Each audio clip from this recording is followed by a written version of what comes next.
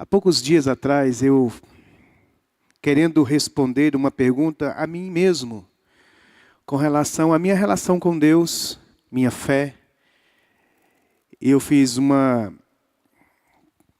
pergunta para as Escrituras, para o Senhor, nas Escrituras, sobre salvação. Eu me comprometi de falar com a igreja aqui algumas respostas que eu creio das Escrituras com relação à nossa salvação. Nessa noite de ceia é importante nós relembrarmos isto. Coloquei salvação, certeza inabalável. O que a Trindade está realizando e o que a Trindade realizou, Deus Pai, Deus Filho e Espírito Santo. O que eles fizeram para me salvar, o que Deus fez para me salvar. Nessas palavras que eu estou pregando para os irmãos, preguei num domingo de manhã, e hoje é essa segunda palavra, não tem a ver com você. Não tem a ver como santificação, mortificação da carne, consagração.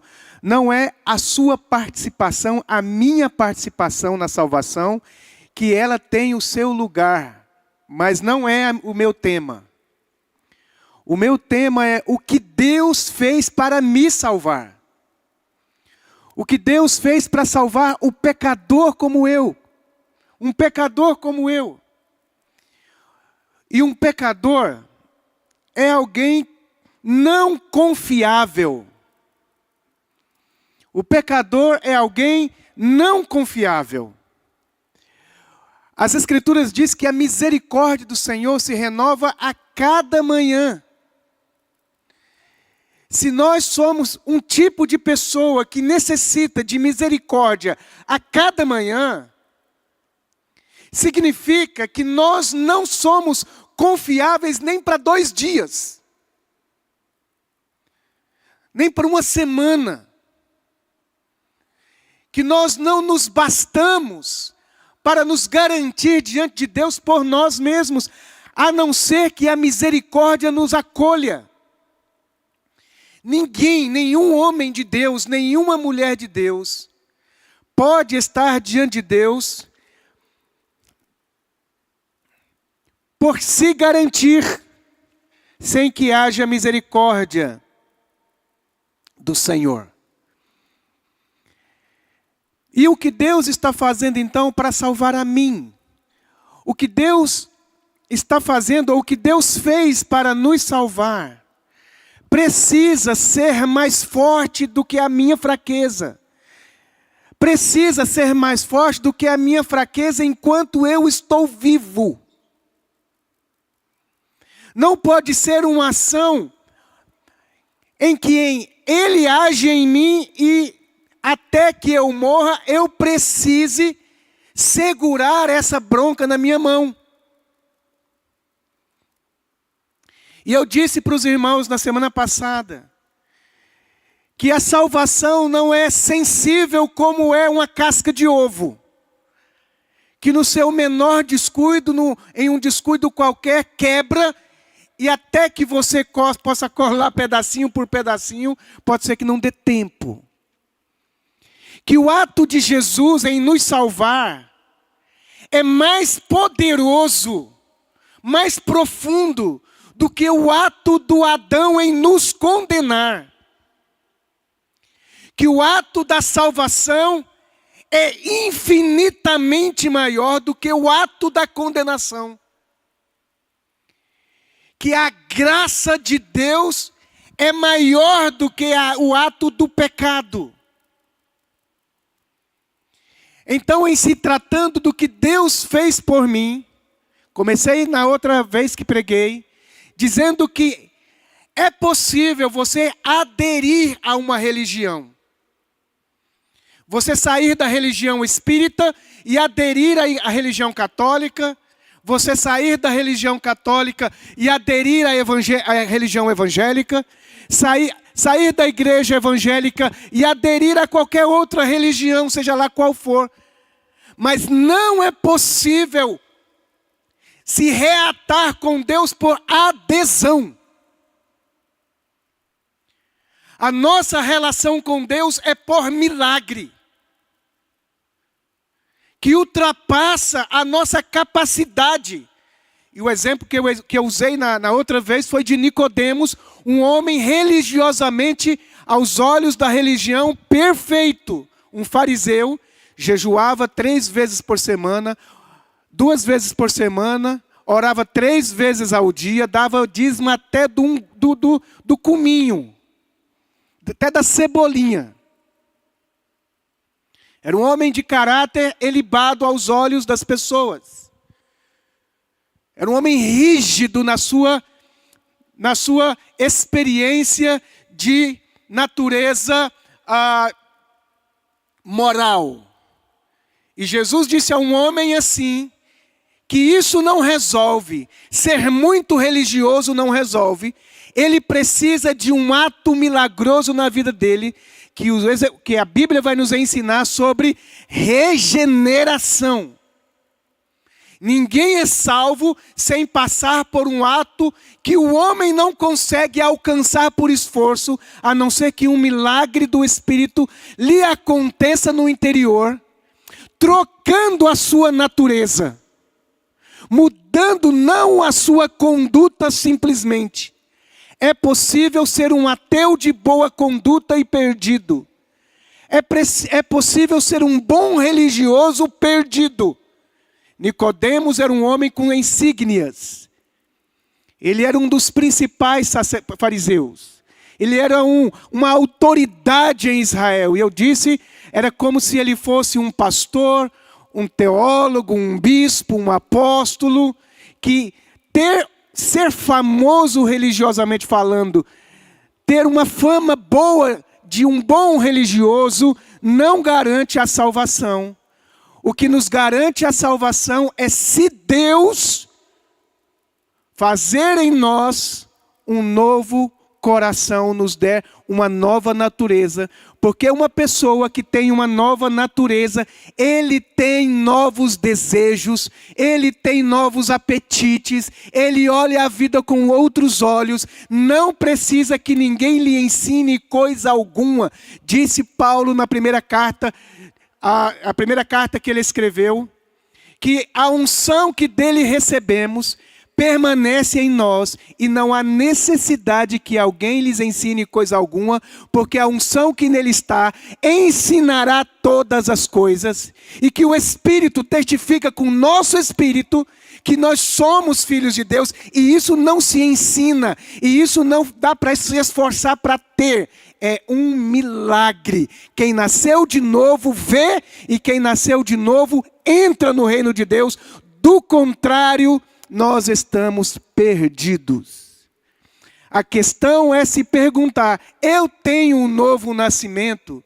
E um dos indícios de que eu nasci de novo são os frutos do Espírito Santo. Crescendo em mim.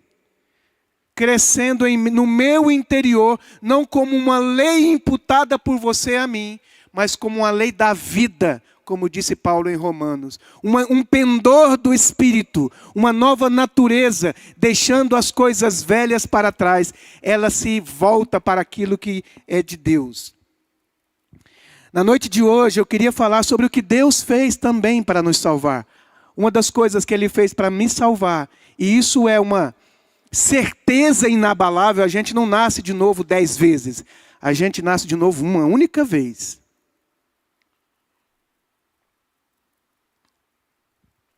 Uma outra realidade dessa salvação inabalável tem a ver com a nossa dívida. Tem a ver com a nossa dívida. Eu queria ler uns textos para vocês. E eu vou basear minha pregação em cima desses textos de Mateus capítulo 26, 28. Mateus 26, 28. Diz assim. É o dia da ceia, é o dia que o Senhor está reunido os discípulos. Ele falou do pão, ele vai falar agora aqui do cálice. Porque isto é o meu sangue. Ele pegou o vinho, mostrou para os discípulos, agradeceu e disse, isto é o meu sangue. O sangue da nova aliança, derramado em favor de muitos para remissão, em uma outra versão, para perdão de pecados. Um dos propósitos, o propósito mais importante que toca as nossas vidas, tem a ver com o perdão dos nossos pecados. A nossa maior necessidade humana é resolver a questão da nossa condenação eterna. A nossa maior necessidade tem a ver como resolver a minha morte eterna. Como é que Deus vai fazer para que eu não me dane na eternidade, no inferno para sempre? O que Deus vai fazer para não me condenar?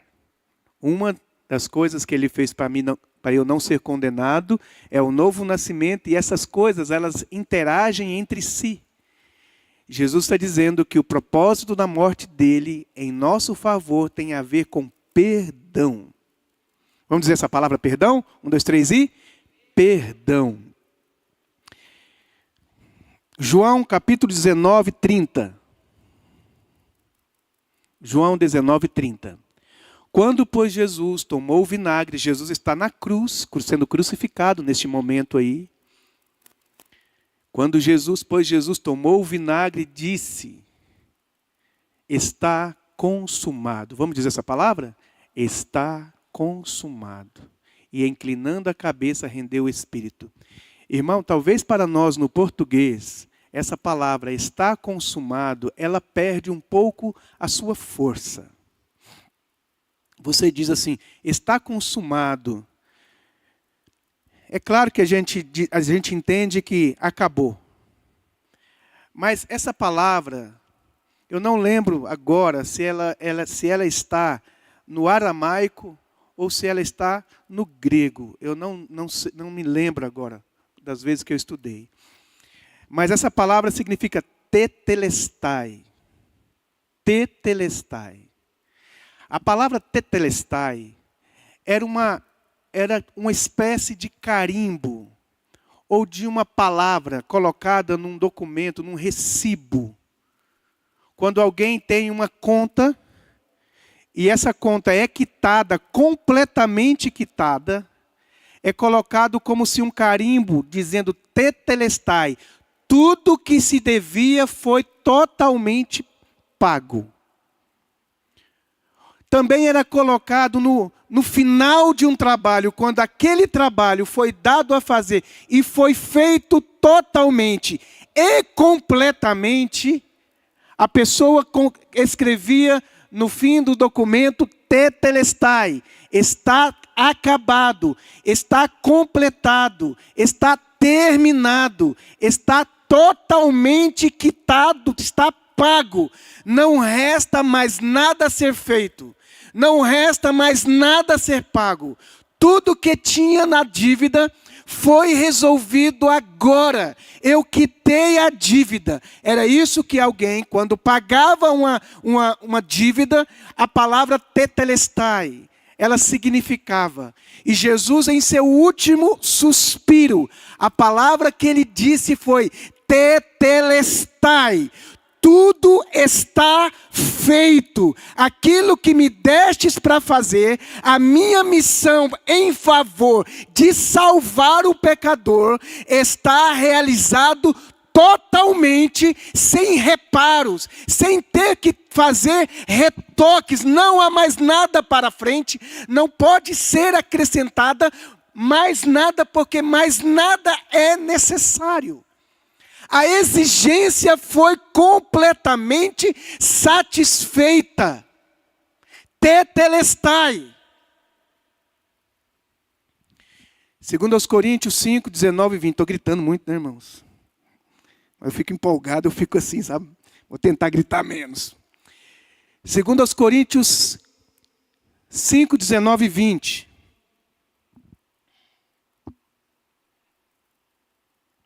A saber, que Deus estava em Cristo, reconciliando consigo o mundo, não imputando aos homens as suas transgressões. Vamos dizer? Não imputando aos homens as suas transgressões. Mais uma vez. Você acredita nesse versículo? Que Deus não imputa aos homens as transgressões dos homens. Imputa a quem? Que Deus em Cristo estava imputando as transgressões dos homens em Cristo. O castigo que nos traz a paz estava sobre ele. O que Deus está fazendo não é algo simples. O que Deus está fazendo não é algo que pode ser substituído, pode passar assim. Não é uma morte apenas para dar o exemplo de como um homem bom vive. É muito mais do que isso. O que Deus está fazendo é entrando na raiz do problema que aconteceu lá no coração de Adão, no jardim. E Deus voltou lá no jardim para arrancar pela raiz os malefícios do pecado no coração do homem. Deus estava na cruz, reconciliando de novo o homem consigo. E ele fez isso não imputando aos homens as suas transgressões. E ele nos confiou a sua igreja, a nós, a palavra da reconciliação. O próximo versículo vai dizer: pelo que nós dizemos a todo homem, reconciliai-vos com Deus. E por último, Colossenses 2,14. Tendo cancelado o escrito de dívida que era contra nós, e que constava de ordenanças, a qual nos era prejudicial. O que ele fez? Removeu como, irmãos? Inteiramente, tetelestai. Inteiramente. E o que ele fez com isso? Imputou. Cravou. Pregou na cruz. Removeu o escrito de dívida. Cancelou. Não há mais nada para ser cobrado. Não há mais nada para ser feito. Esse pecador fraco, eu e você, somos bem-aventurados não porque somos esforçados espiritualmente. Isso é uma bem-aventurança. Mas isso não resolve nada. O que nos resolve é se Deus pode, e Ele pôde fazer por mim algo que somente Ele poderia fazer por mim. A substituição de você na cruz não é assim: você ia morrer na cruz e Ele foi no seu lugar. Você morrendo na cruz não ia resolver nada. Continuaria sendo um pecador morto na cruz indo para o inferno.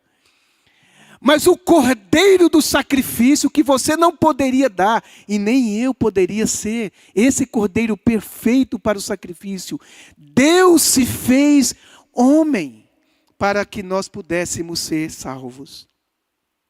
Será que um pecador como eu e você, que nascemos de novo, agraciados, com essa graça indescritível, poderá viver sem medo aqui nessa terra de perder a sua salvação?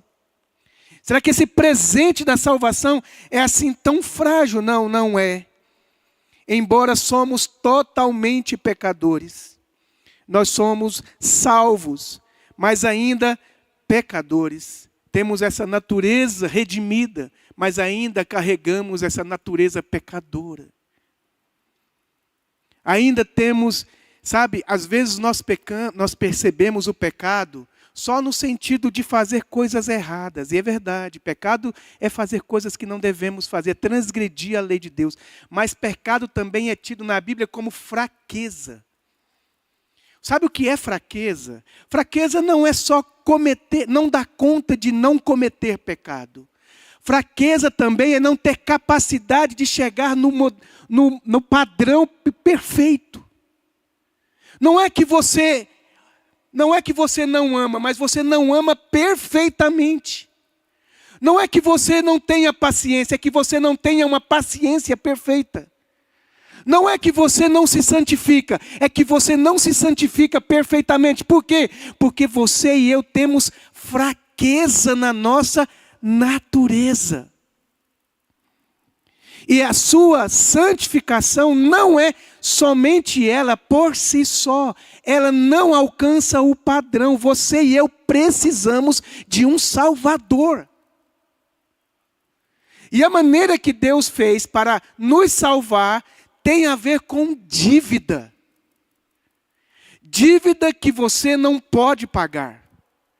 É fácil perdoar um pecado que se possa pagar. Se eu avanço o sinal vermelho e bato no seu carro, e estrago o seu carro, eu posso ter condições talvez de pagar o seu carro. Eu pego o seu carro, mando para um lugar e pago. Mas se naquela batida eu matar o seu filho, isso não pode ser reparado.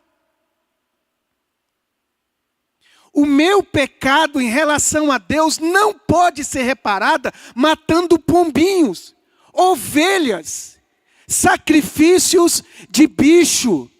Aquilo era sombra do verdadeiro sacrifício. Eu só posso quitar a minha dívida com Deus se Deus mesmo morrer.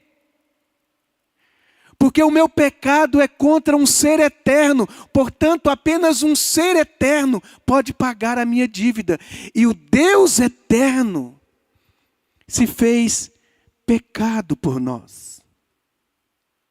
Eu estava pensando outro dia sobre uma palavra que uma pessoa ateia, anti-Deus, ela odeia Deus. Ela não odeia Deus porque ela não acredita em Deus, mas ela odeia as crenças a respeito de Deus. Ela diz, como um Deus que se diz amor, ao invés dele vir e morrer, ele manda seu filho. Por que que ele mesmo não veio? Você que é pai, qual que dói mais? Você vir e dar a sua vida, ou você pegar o seu filho e dar para o sacrifício? Irmãos, não tem palavra para descrever. Talvez fosse menos sacrifício o pai morrer. Dar o filho é um sacrifício no mais alto grau. Um sacrifício impossível de ser maior, mais profundo e mais radical. Olha aqui para mim. O que Deus fez para nos salvar? O que Deus fez para me salvar? Ele fez tudo. Deus, para me salvar e para salvar a humanidade, Ele não fez muito. Ele fez tudo. Você já parou para imaginar que Deus enviou uma das pessoas da Trindade? Quando eu falo Deus, a Trindade enviou alguém entre eles. Se fez um ser humano como eu e você, com sede, com vontade de dormir, com cansaço, com dores, um ser humano tão humano como você, e confiou a um ser humano o destino da eternidade, de tudo aquilo que foi no conselho eterno elaborado, pensado e executado na pessoa de um homem. Você já imaginou se a segunda pessoa da Trindade falhasse? Você já parou para pensar se Jesus caísse em tentação? Ele era um homem. Ele não tinha uma super carne. Ele era um homem, não pecador, mas um homem. A diferença da tentação de Jesus para mim é que o mal está em mim e faz correlação com o mal que está fora de mim. Quando tem uma tentação do lado de fora que vem, ela só é tentação porque encontra... Sabe quando tem uma tomada para ligar e tem um encaixe? O mal do lado de fora combina com o mal do lado de dentro em mim. Jesus disse que o coração do homem é o lugar onde habita o mal. Em Jesus não havia conexão, não havia onde plugar. Não havia, a tentação era de fora para dentro. A minha tentação é de dentro para fora. mas Ele fez tudo. Não deixou nada para eu e você fazermos para sermos salvos. Ele fez absolutamente tudo. Ele escreveu a história. Ele entrou na história. Ele levantou os profetas. Ele ungiu os profetas. Ele chamou as pessoas. Ele fez absolutamente tudo. O nosso Deus não é um Deus que quer condenar. O nosso Deus é um Deus que quer salvar. O nome dele não é condenador. O nome dele é Salvador. E o que é que ele está fazendo para salvar? Ele está fazendo tudo. Inclusive se humilhando. Pelo que Deus, sendo Ele, Deus se humilhou, assumindo forma de servo, e se humilhou cada vez mais. Para quê? Para salvar. Não tinha outro caminho para que Ele pudesse nos salvar. Ele fez tudo. E esse texto que nós lemos, ele está dizendo assim para nós, pegando todos os versículos a respeito disso, nós poderíamos resumir numa frase: você não me deve nada. Queria pedir para o Lucas subir aqui, por favor. Se Deus olhando para mim, o pior dos pecadores, e Ele olhasse para mim e eu perguntasse: Pai, quanto eu te devo? Ele olharia nos meus olhos e diria: você não me deve nada. Eu sei dos seus pecados e das suas fraquezas, mas você não me deve nada.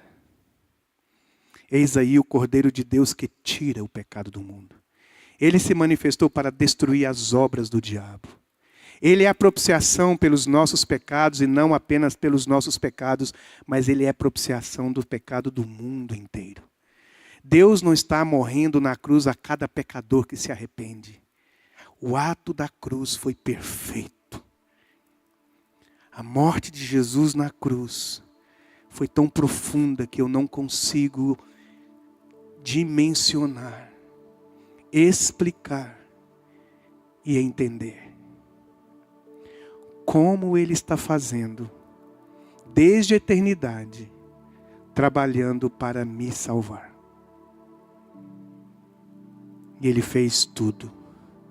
E por causa da cruz, Ele pode olhar para qualquer pecador, para qualquer um. Essa é a boa notícia que nós temos que levar para as pessoas, dizendo: olha, pecador, você não deve mais nada. Arrependa. Mude a sua visão sobre o seu Pai, sobre o seu Deus. Você não deve mais nada. Não há nada para ser feito mais. O que precisa ser feito é essa obra do Espírito na igreja. Ele nos deu a palavra da reconciliação para aqueles que foram reconciliados. Porque Deus já reconciliou.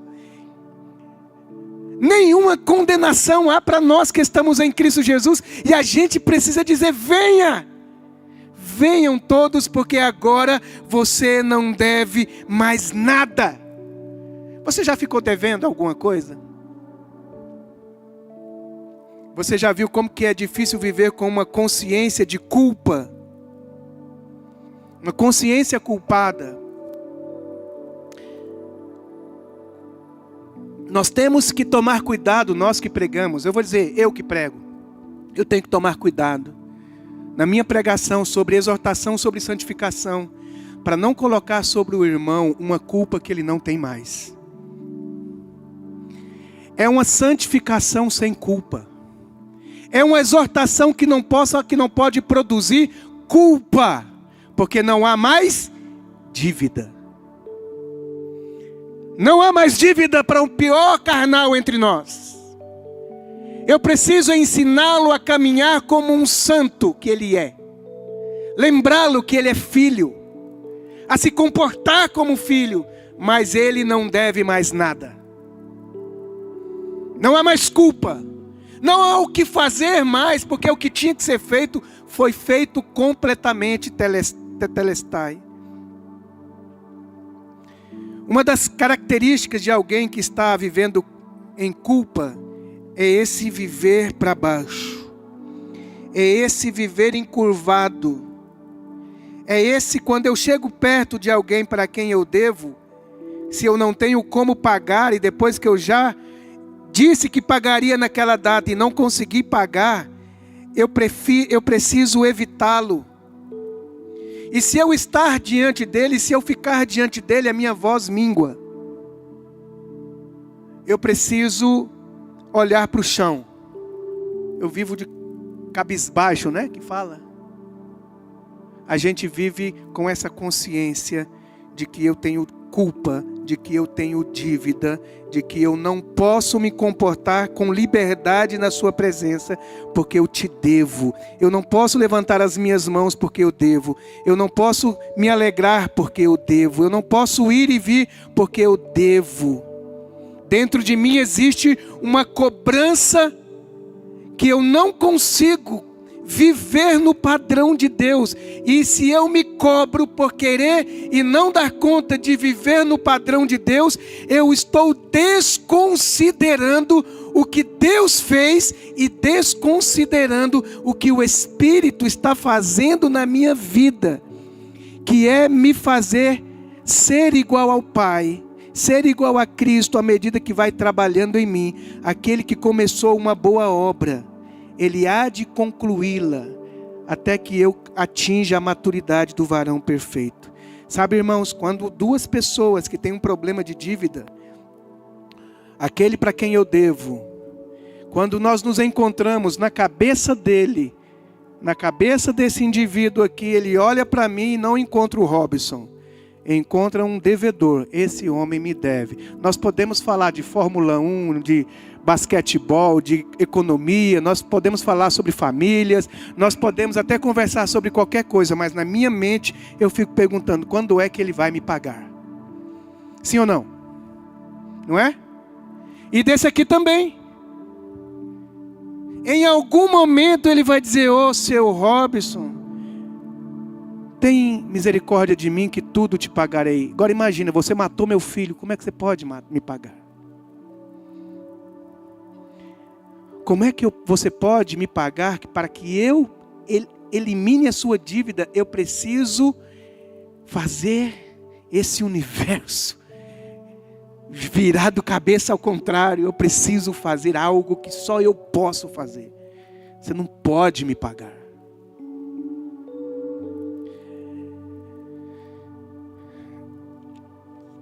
Pessoas, quando nós não vivemos no regime, na perspectiva da graça misericordiosa do perdão, eu não posso desfrutar de uma felicidade perfeita.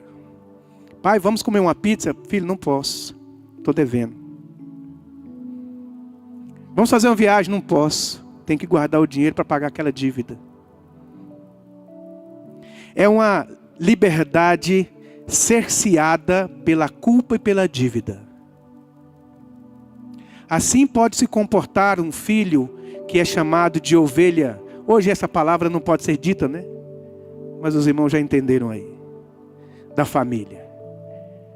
Eu já vi pessoas assim. Pessoas que se desvirtuou do caminho. Eu já vi elas chegarem nas reuniões familiares. Ela chega assim quietinha. E as palavras que são ditas ali, é palavras para servir para ele. E a gente acha que aquelas palavras para servir para ele, está fazendo um bem a ele. Na verdade, é culpa que ele está introjetando. Culpa, culpa, culpa, eu devo. Você deve. Você não atingiu o padrão dessa família. Essa família que é honesta. Essa família que é trabalhadora. Você não trabalha, você não estuda, você não faz por onde. Você. É uma relação da culpa. É uma relação da dívida. É uma relação terrível do medo. Da insegurança. De que eu vou pensar duas vezes se eu vou naquele lugar onde eu devo, que eu tenho dívidas, ou se eu vou convidar aquela pessoa folgada que nunca ajuda com nada. Pais que devem muito aos seus filhos, porque não são bons pais. E toda hora isso é jogado na cara dele. Esposos que não são perfeitos esposos, mas isso é jogado na cara dele o tempo todo, você deve. Não é uma conversa madura entre pessoas que se amam, se exortando, se estimulando a fé. É cobrança mesmo, é jugo pesado. Empregados que se não atingirem a cota do mês, que se não venderem o que se espera que ele venda, que se ele não for um bom profissional, como a empresa espera dele, ele vive com esse medo. Será que eu vou sobreviver à próxima reunião? Esse mundo é assim. Deus não é assim, porque Ele e para Ele você não deve nada.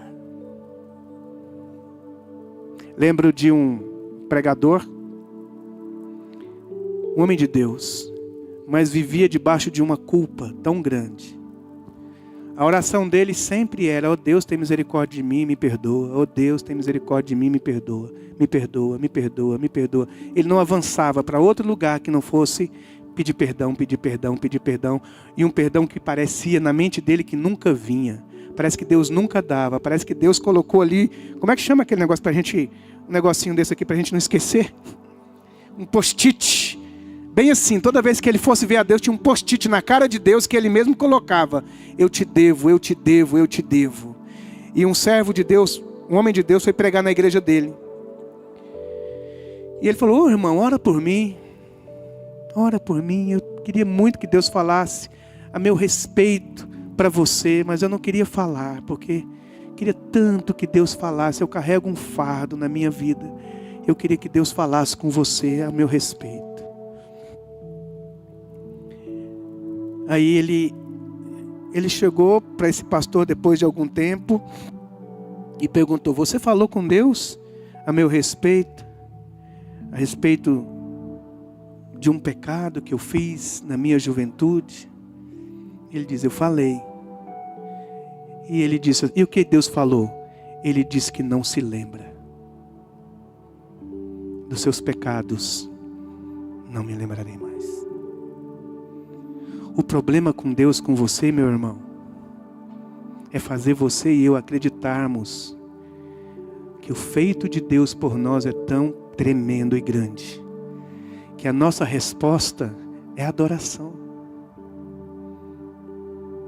É adoração. É um amor conquistado. Não uma relação de obrigação, de medo para o inferno. E que à medida que você vai descobrindo dele, você vai dizendo assim: como é que eu posso abandonar uma tão grande salvação? Um Deus tão grande assim. Um Deus que está decidido a me salvar. Nessa noite eu venho lembrar aos irmãos desse sangue. Esse sangue representado por esse vinho que nós vamos beber é de Deus. Que foi aquela cruz por nós. E quando Ele estava lá, naquela cruz, talvez, eu não sei, por algum momento, Jesus trouxe à sua memória. Eu lembro de uma vez que eu estava num retiro, Max. Estava tendo assim um mover do Espírito Santo, de Deus no meu ambiente, de quebrantamento. E ninguém mandou a gente fazer nada, mas aquele ambiente de adoração, a adoração, ninguém dava conta de terminar aquela adoração, e acabavam as músicas, e aquela atmosfera que a gente sabe, né? Aquele ambiente de total absorção. Não sei se o céu subiu ou se a terra desceu. Eu só sei que ali estava cheio de anjos de Deus, como diz a música, né? Eu estava ali no cantinho, mas eu chorava. Aquele choro de amor, aquele choro de admiração pela glória de Deus. Eu não tinha palavras, a gente orava em línguas, o povo todo adorando, uns lá atrás, outros ali à frente, aquele ambiente lotado, já era assim, tarde da noite, todos os protocolos da reunião, sabe, escorregou pelos dedos, a glória de Deus tomando aquele ambiente. E eu lembro que na minha mente me veio um pensamento: eu espero tanto que isso tenha sido o Espírito Santo de Deus falar no meu coração, porque eu não estava pensando nada, sabe, que fosse perto desse assunto. Só sei que veio uma na minha mente, assim, como se entrasse sem bater na minha memória, na minha mente, nos meus pensamentos. Robson, meu filho, eu amo você. Me lembrei de ti quando eu estava na cruz. Irmãos, eu carrego essa palavra no meu coração. Robson, eu amo você. Eu lembrei de você quando eu estava naquela cruz. E essa palavra é para cada pecador. Eu amo você. E eu lembrei de você quando aquele sangue jorrava pelas minhas mãos, quando aquele sangue jorrava pelas minhas testas, em cada chibatada, em cada cusparada, em cada açoitada, no meio da zombaria. Ele não estava perdido no meio à dor, sem saber o que estava acontecendo. Ele estava lúcido, sofrendo com lucidez, sabendo por que estava sofrendo, sabendo por que estava sendo esmagado. Os torturadores não sabiam, mas ele sabia que o castigo que nos traz a paz estava sobre ele. E ele levou sobre o madeiro o meu pecado, a minha culpa, os meus erros, as minhas fraquezas, a minha rebeldia, as minhas inclinações. Ele sabia de cada uma delas. E quando ele subiu naquela cruz, ele suspirou, no seu último suspiro. E o último suspiro não foi glória a Deus, foi tetelestai. Está tudo feito. Por isso, meu irmão, eu não permito que nenhum religioso coloque uma canga da culpa nos meus ombros. Eu não permito que nada, nem diabo, nem ninguém coloque uma culpa sobre mim, dizendo e colocando sob risco o meu destino eterno, porque o meu destino eterno foi decidido por Deus, para Deus, naquela cruz. E tudo que eu tenho que fazer é crer de todo o meu coração, e de todo o meu coração eu quero crer. E quando o dia mau bate na minha alma e me faz duvidar, o Espírito Santo de Deus me auxilia nas minhas fraquezas, porque eu não sei orar como convém, mas Ele intercede por mim com gemidos inexprimíveis. Sabe o que significa isso? Com palavras que não dá para serem articuladas. É gemido. O que é que Deus está fazendo para me salvar? Gemendo. Você acha que a sua salvação é uma casquinha, é um ovinho com a casquinha de ovo esperando você se perder na próxima esquina, no olhar errado que você fez, no pensamento errado? Não, há uma confabulação da Trindade a meu favor, que faz assim dizer: aos que de antemão conheceu, também os predestinou para serem conforme a imagem do seu Filho, a fim de que todas as coisas cooperam juntamente com Ele para o meu bem. A cada perda, a cada fracasso de um que nasceu de novo, de um que verdadeiramente converteu, no final daquilo é maturidade maior. Depois do fracasso, depois do declínio, o Espírito Santo vai usar tudo aquilo. aquelas fraquezas, aqueles erros, aquelas dores, aquelas falhas, para gerar em mim e em você maturidade. Porque aqueles que são de Cristo, eles não são vencedores. Eles são mais do que vencedores. Muito mais do que vencedores. Quem condenará o eleito de Deus? Quem nos acusará? Quem nos afastará? E se Deus é por nós, quem será contra nós? Aquele que nem mesmo seu próprio filho poupou. Irmãos, pensa, não poupou nem mesmo o próprio filho. Não foi só o próprio filho que não poupou. Ele não poupou nem o próprio filho. Ele não poupou a Trindade. Ele não poupou o Pai. O propósito. O Pai se sacrificou. O Filho se sacrificou. O Espírito Santo se sacrificou. Como escaparemos nós de uma tão grande salvação? Quão grande é o meu Deus, eu cantarei quão... Vamos ficar de pé? Grande é o meu Deus, e todos hão de ver.